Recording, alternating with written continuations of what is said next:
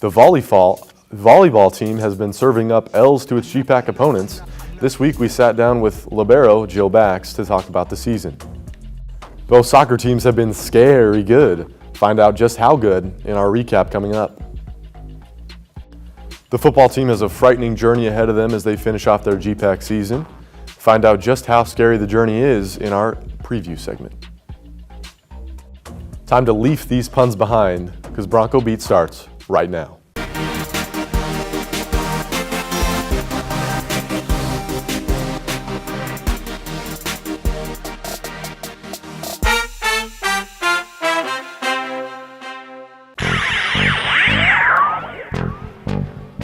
Welcome to Bronco Beat. As always, I'm your host, Will Reynolds. Let's get you caught up on what happened over fall break. The Hastings College football team traveled up to Sioux Center on Saturday to face Dordt College, went into double overtime and lost 30-23. In the loss, Willingham finished with 159 yards and 2 touchdowns, and Anthony Cloyd ran for 187 yards and 1 touchdown.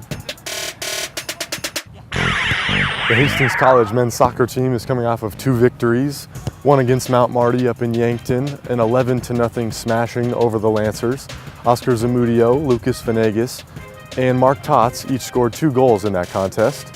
And then most recently against Johnson and Wales, a 10-1 victory in Denver, Colorado. Daniel Whitehall had 5 goals for the Broncos.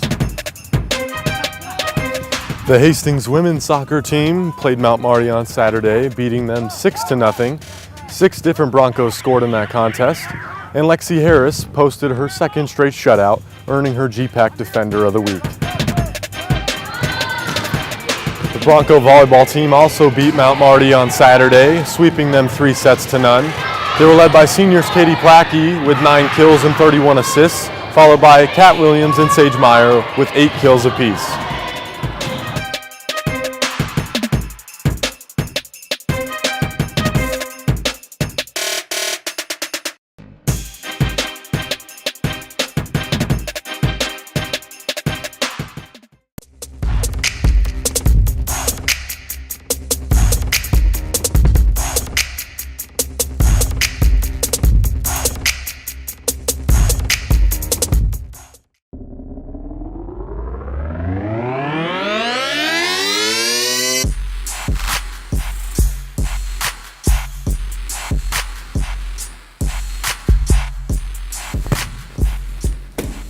That's why she's the reigning National Liberio of the Year.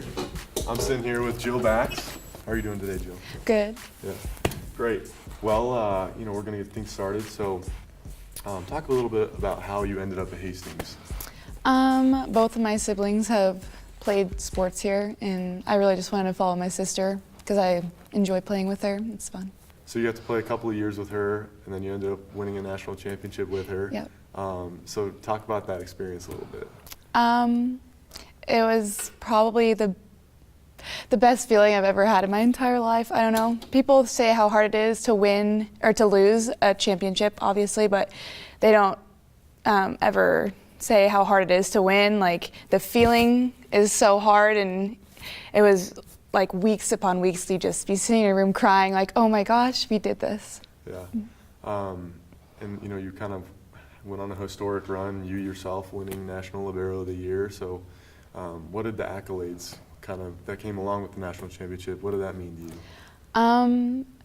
It wasn't really about me. Like, I'm not very I get this award, because I've never really won any awards, because Liberio, you have to be. You're kind of in the background. Yeah, right. Yeah. So it's like you have to be on that team in order to win. So like winning the championship was so much sweeter than anything I could have won myself as an individual. So how does this year's team compare to last year's team? I mean, you lost Logan and the other seniors, but including your sister. But then she's on the bench this year, so she's helping out still. So what's different about this year? I think last year we weren't really the underdog. We were kind of expected to win. I expected us to win, and I didn't expect anything less than a championship, and I knew we were going to win. This year I think we're more the underdog because we've lost so many big players, and so the juniors have really stepped up and took their spot. I think they've filled their shoes. So then looking ahead this year, I mean, you have one loss on your record. That's to Northwestern. We talked about it. I've talked with some other players, maybe a little bit of a fatigue, a tiring factor in that game. So, looking ahead now, Morningside on Friday, Dort on Saturday, and then a rematch with Northwestern later. So talk about what the expectation is going into those games and the rest of the GPAC season. I'm actually really excited because I'd rather play those tight fist setters rather than just beating up on teams. So I'm really excited to play those teams, and I just like a challenge. Yeah, going back to volleyball. You started since you were a freshman. I don't know, brief memory of mine. We played sand volleyball to begin, or before school started. My freshman year, I remember you and your sister and a couple of the volleyball girls. Random memory I have. Since you started, since you were a freshman, how has your game changed, to where you are now? I'm definitely more calm because being libero, I wasn't really taught to just be calm because I was never the libero besides in high school, but I was always an outside hitter. And wow. Yeah, I know. It's very hard to believe, but I was an outside hitter, and my coach has really just been telling me, he's just been preaching, just stay calm. The libero is supposed to be just calm, cool, and collected. And so I think I've really chilled my game out, and instead of being that aggressive, I'm still aggressive, but in a different point of view, I guess. Yeah. So looking ahead after, assuming, you go to the national championship tournament, up in Sioux City, and then after the volleyball season just as a whole, what are your plans? I really want to be a coach for sure because I can't that's a double negative. I can't live without volleyball in my life, and I've grown up in a volleyball family my whole entire life, so it's always there. My dad's a club coach, and my oldest sister, she still plays and because she loves it so much, and then Michaela obviously is a GA, so I would love to coach. Now, would you want to go back to Lincoln and do that, or back to Southwest, or? Maybe Omaha and Lincoln areas. Club volleyball was always my favorite, and so being a club coach has been a dream of mine. So I think it was the last Wednesday you had 8 aces in a match, and then you had that streak of serving late. I think it was the 3rd set or whatever it was. So will you teach me how to serve? Sure. Should I hit? Yeah, go ahead and hit it. Okay. I've always been taught to face my hand out like this, and I think it really gets that nice float when you contact it. So just like that, and you want to finish high. Why do you want to finish high? Because, I'm short, so I have to finish high especially, but yeah, it just gives it a nice float, stopping your hand instead of coming through. So what goes into putting, a lot of the times I see Emily Filsinger, she has her serve that's I think Casey Krolikowski told me it was a jump float serve or something. Is that right? A top spin serve. Spin Mine's okay. a jump float. Hers is a jump float. Yeah, hers is okay. top spin. So sometimes I see yours has no spin sometimes, and then the other times it it has normal spin. So how does that go into your service? So when I'm high, I can feel when it's going to go out of bounds, and so if I know it's going to go out of bounds, I break my wrist, and that gives it that spin, the top spin.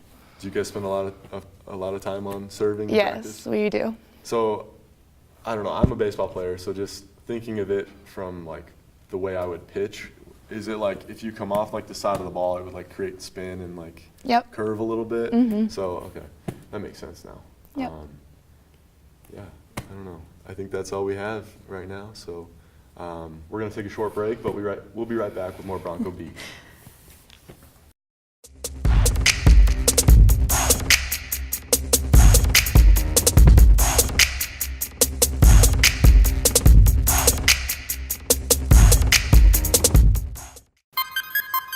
Welcome back to Bronco Beat. Now it's time for our preview segment where we preview next week's action.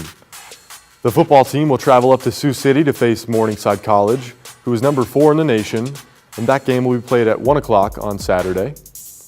The volleyball team will play host to number 21 Morningside College on Friday night at 7:30 in Lynn Farrell Arena, and then following on Saturday, Senior Day against Dort College at 3 o'clock. The men's and women's soccer teams will travel up to Orange City, Iowa to play Northwestern College. The women will start at 5 and the men will follow at 7:30 p.m. When we come back, we'll take a look at our Bronco Athletes of the Week, followed by a poll update. Stay with us.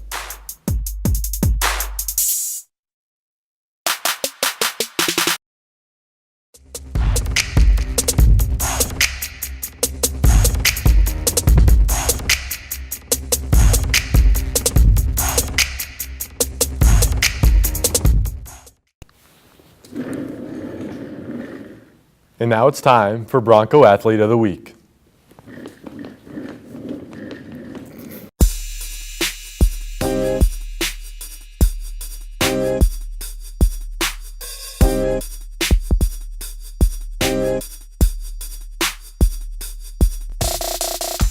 We have a trio of soccer players this week for the Bronco Athletes of the Week.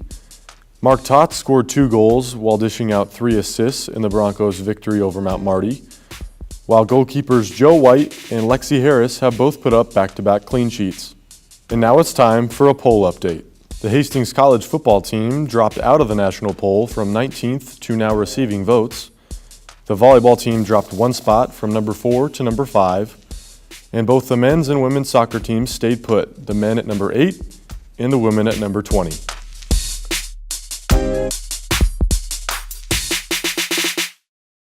Thanks for watching BN and Bronco Beat. Tune in next week for a winter sports preview. Same place, same time.